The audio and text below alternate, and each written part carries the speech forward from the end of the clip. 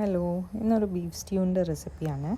അപ്പോൾ അതിന് ആവശ്യത്തിന് ജിഞ്ചർ ഗാർലിക്, പിന്നെ ഒരു ഗ്രീൻ ചില്ലി, കുറച്ച് കറി ലീവ്സ്, പൊട്ടാറ്റോ, ഒരു ബിഗ് ഒണിയൻ്റെ ഹാഫ് എടുത്ത് ചോപ്പ് ചെയ്ത്, കാരണം ഇത്തിരി ഉള്ളൂ ബീഫ്. ഞാൻ ഓൾറെഡി ബോയിൽ ചെയ്ത് വെച്ചിരിക്കുന്ന ബീഫ്.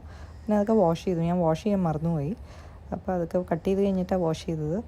പിന്നെ കോക്കനട്ട് ഓയിൽ ഇടുക, പിന്നെ ഹോൾ ഗരം മസാല എന്തൊക്കെയുള്ളതെന്ന് വെച്ചിടുക, പിന്നെ ഗ്രീൻ ചില്ലി, കറി ലീവ്സ് ഇട്ട് സോട്ടേ ചെയ്യുക.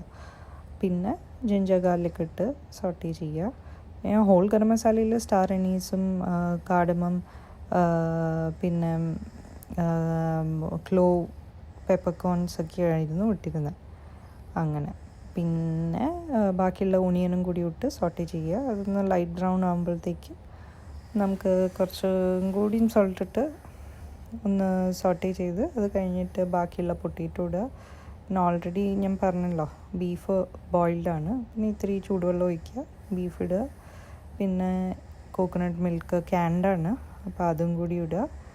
പിന്നെ കുറച്ച് പെപ്പർ പൗഡർ, പിന്നെ ഗരം മസാല, അത്രയേ ഉള്ളൂ. അത് കഴിഞ്ഞിട്ട് 2 വിസിലാണ് ഞാൻ കൊടുത്തിരുന്നത്, കാരണം ഇത്രയും കൂടി വേവണമായിരുന്നു.